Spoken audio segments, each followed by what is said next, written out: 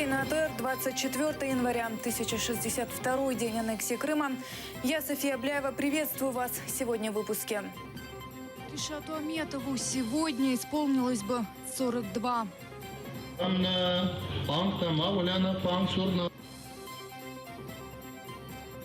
Пропагандиста Филлипса с позором выгнали из парламента в Лондоне.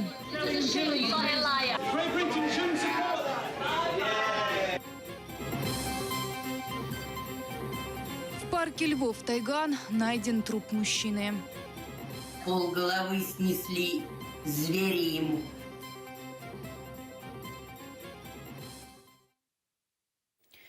В 42 года могло бы исполниться первой жертве оккупации Крыма Ришату Аметову.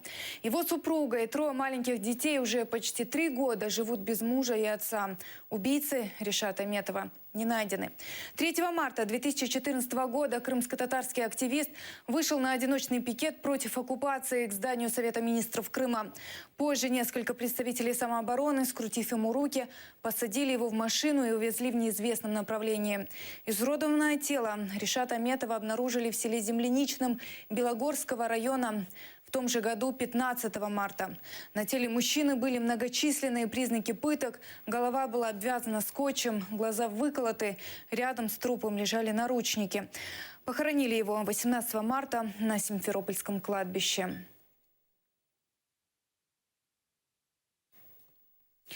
Крымско-татарские активисты провели дуа, молебен в память о зверски убитом соотечественнике.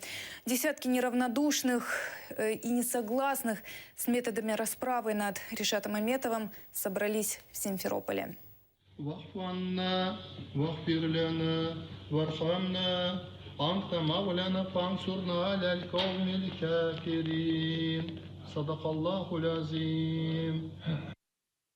Лидеры крымско-татарского народа встретились с главой посольства Австралии Рифат Чубаров и Мустафа Джемилев, с временным поверенным в делах Австралии в Украине Брюсом Эдвардсом обсудили ситуацию в Крыму. В частности, речь шла об усилении репрессий в отношении коренных жителей полуострова крымских татар, а также украинцев. Эдвардс, в свою очередь, заверил о незыблемости позиции Австралийского союза в поддержке Украины. Финляндия готова помочь в реализации Минских соглашений. Кроме того, подписан меморандум о сотрудничестве в сфере энергоэффективности. Таковы результаты рабочего визита президента Украины Петра Порошенко в Финляндию. Глава государства призвал власти Финляндии усилить давление на Кремль в вопросе освобождения українських политзаключенных. Ми говорили брутальні порушення прав людини на Донбасі і в Криму. І я звернувся до пана президента з проханням посилити тиск на російську сторону, питання звільнення українських заручників як з окупованої території, так і з російських в'язниць. Пророссийского пропагандиста Грэхэма Филлипса с позором выгнали из здания британского парламента. Видео разместили на странице посольства Украины в Великобритании в Твиттер. Охрана выводит Филлипса с одного из залов под крики «Позор! Убирайся!» и «Лжец!». Британский блогер Грэхэм Филлипс известный своей пропагандой действий президента России Владимира Путина и поддержкой боевиков ДНР и ЛНР. Great Britain shame on you. This is a shame. You are a liar. Great Britain shouldn't support Ukraine shelling and killing civilians in Donbass. Great Britain shouldn't support that. Okay, thank you. Ни руководство парка, ни тигры Тайгана к смерти волонтера отношения не имеют. Об этом заявил собственник парка Львов Олег Зубков. Ранее было известно, что на территории парка был обнаружен труп 20-летнего мужчины. Бабушка погибшего считает, что ее внук умер от клыков зверей из-за того, что ему вовремя не оказали медицинскую помощь. Полголовы снесли, звери ему. Голова разорвана от одного уха, зашита до этого. А тут вырвато все. Клок вырватый. Собака так не может на голову кинуться. Это только зверь с головы берет.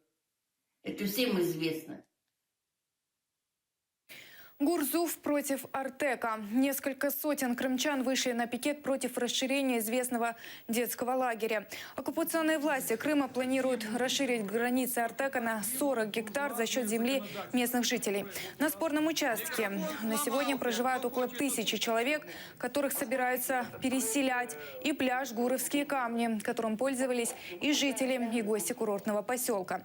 Местные жители писали письма и жалобы Путину, после которых в их дома наведались силовики. Митинг в поддержку политики президента России Путина. Поддерживаете политику Путина? Да. Я думаю, нас не только не хотят слышать, но уже и не хотят видеть. Стена, которая строится, она не кремлевская стена, это не решетка летнего сада, это кладбищенская стена. Да. Он тоже попытался отослать письмо, к нему пришли ФСБшники, которые потребовали забрать это, вернуть, так сказать, все обратно, и чтобы он никуда ничего не посылал. Видимо, это еще контроль с чьей-то стороны получается. Не позволим мы так контролировать себя. Не для этого мы в Россию, что называется, попали. Ну, все понимают, что попали. Ну ладно уже, раз попали, так чего уже? ФСБ и прокуратура Крыма будут искать виновных в ухудшении качества крымских дорог. Об этом заявил подконтрольный Кремлю глава Крыма Сергей Аксенов. Его возмутило недобросовестное освоение бюджетных средств. В прошлом году на обслуживание дорог было выделено почти 2 миллиарда рублей. Министр транспорта винит во всем подрядчиков. Есть подрядчики, которые делают добросовестно и качественно, да, но по срокам практически все подрядчики сроки не исполнили. Служба автомобильных дорог и Крымавтодор комплексную проверку счетная палата совместно с ФСБ, с прокуратурой Республики Крым полностью провести от и до эффективность освоения бюджетных средств. В оккупированном Крыму продолжает накапливаться мусор на улицах. В Симферопольском районе Каменка с 1 января этого года закрыли городскую свалку. Отходы из контейнеров почти не вывозят. А полигон твердых бытовых отходов в Белогорском районе не может принять весь объем столичного мусора. Где-то до Нового года было вот так. Хорошо. А сейчас не знаю, что случилось. По телевизору смотрел, показывает, что там в Москве забастовка идет, якобы эти коммунальщики за слабое оплачивание. Да очень хорошо, по всему городу эти свалки. Кошаки, собаки бездомные, бедные. И вообще ужас. И метет, когда ветер, вот было 2 дня назад, тут вообще все летало, все деревья. Вон, посмотрите на деревья, все эти целлофановые кульки. Это везде, кстати. Мы ездим по городу с мужем, и все свалки вот еще в худшем состоянии. Конечно, понимаю, что в хозяйстве муниципальном денег не хватает, вот, людей не хватает, и они просто не успевают убирать. У главы оккупационного правительства Крыма свое видение решения проблемы с мусором. Сергей Аксенов посоветовал крымчанам брать в руки лопаты и помогать коммунальщикам. Хотелось бы, чтобы общественность, кроме волнений, тоже какие-то физические силы прикладывала. То есть собрались бы, сорганизовались, субботник провели. Как только предлагаешь, ну выйдите поработать с лопатой на свежий воздух, ну и тут начинается, все заняты, тут же там какие-то проблемы. Поэтому просьба общественности, то есть тоже напрячься и выйти спокойно поучаствовать.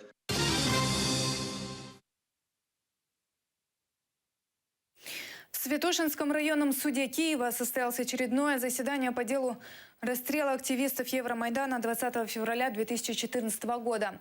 На этот раз свидетельствовал пострадавший активист из Ивано-Франковской области. Во время Майдана он был ранен огнестрельным оружием. Под конвоем по очереди в зал суда заводят 5 бывших беркутовцев. Их обвиняют в расстреле активистов на Майдане на улице Институтской в феврале 2014 года. Пострадавший активист Петр Ковальчук дает показания. Он из Ивано-Франковской области. Зобов'язуюсь говорити суду правду і тільки правду. Зобов'язуюсь суду говорити правду і тільки правду. Говорит, неоднократно приезжал на Майдан помогать людям. Там же получил ранение из огнестрельного оружия. Я відчув тепло, і як вже от куля безпосередньо рухається, от так вона та мені от попід шкіру. Оце я чув, як вона мені лізла. З правої сторони, так як вона зміщалася вліво. Оце я чув. І потім вже щось мені так би чи здавалося, чи що всередині що так би от булькотить, і я так тоді починаю втрачати свідомість. Втрачав свідомість і думаю... Он был одет в джинсы и куртку. Единственное средство защиты – голубая каска на голове и самодельный щит. На суде показали, как раненого активиста забирали с места обстрела его собратья. Поховалися, що стоять за машиною, обігають, ще будуть стріляти. Активист получил огнестрельное слепое ранение из стабильного оружия, утверждают в Генеральной прокуратуре. Стрелял экс-беркутовец, который сейчас находится в розыске. Пана Ковальчука було вилучено кулю калібру 7,62 на 39. Саме такою зброєю була озброєна спецрота «Беркуту». За висновком судово-балістичних експертиз ця куля ідентифікована як випущена з одного з автоматів, які були на озброєнні цієї спецроти «Беркуту». Ми обвинувачуємо цих бійців спецроти, те, що не діяли як єдиний спільним умислом. У адвокатов экс-беркутовцев своя версия. Поранення він отримав в задню лопатку, де перебував сектор готель «Україна» або «Майдан». Звідси ми можемо категорично стверджувати про те, що поранення відбувалося або з готелю «Україна», або з боку «Майдан». Там не було екс-беркутівців. Там перебували мітингуючі. После того, как суд выслушал все стороны, заседание перенесли на 26 января. Эльвина Сибулаева, Ислам Пинка, Заман, АТР. Киевские автомобилисты протестуют. Активисты с утра частично заблокировали Одесскую и Бориспольскую трассы в столице, жгли шины, раздавали листовки. Таким образом, они призывают депутатов Верховной Рады Украины принять законопроект, который регулирует растаможивание машин. Законопроект предлагает ввести частичное освобождение от налогообложения ввезенных из-за границы авто и установить за это справедливую плату.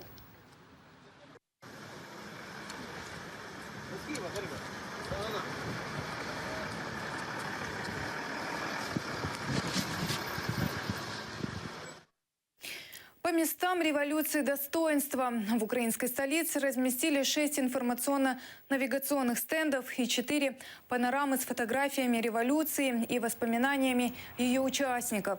С сегодняшнего дня проводят экскурсии по Киеву, рассказывая об основных местах и событиях 2013-2014 годов. Инициатором проекта выступил Музей революции достоинства.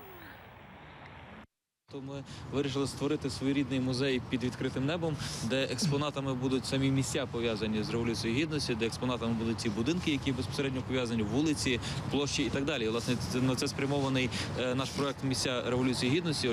Це помпові гармати, це катапульти, це унікальні речі, це арт-об'єкти, це серія мальованих полотен під проводом Володимира Свачія, це експонати бібліотеки Майдану, книжки. Возможно ли в России новая революция? С таким вопросом обратились журналисты «Радио Свобода» к прохожим на улицах Москвы.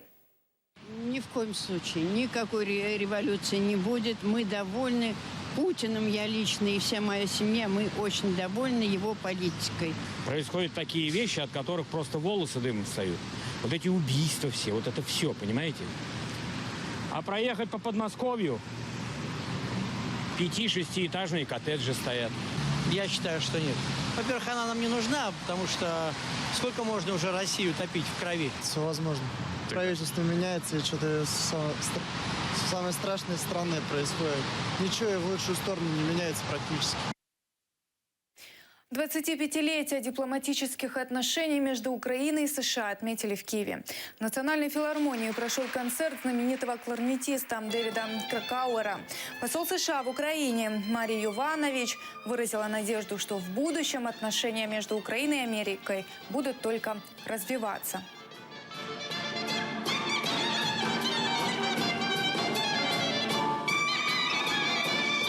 For 25 years, Americans and Ukrainians 25 років американці та українці укладали свої сили і душу у те, щоб наші відносини були такими ж теплими, як і на початку. Сьогодні ми відзначаємо 25-річчя дипломатичних відносин у компанії всесвітньо відомого гостя, американського кларнетиста Девіда Кракауера. Уперше я приїхав до України у 1991 році. Тоді, саме перед тим, як Україна стала повністю незалежною державою, у повітрі все ще відчувався Радянський Союз. Повернувшись до України зараз, я дуже радий бачити, як люди боролися за розвиток демократії. Нині, коли все довкола змінюється, люди не повинні сприймати демократію як належне. Ми маємо здобувати її. Україна – чудовий приклад того, як люди вийшли на вулицю і зробили це, зрозумівши, наскільки важливо бути вільним. Пока это все. Больше узнаете в «Замане» с Муслимом Умеровым через 2 часа. До свидания.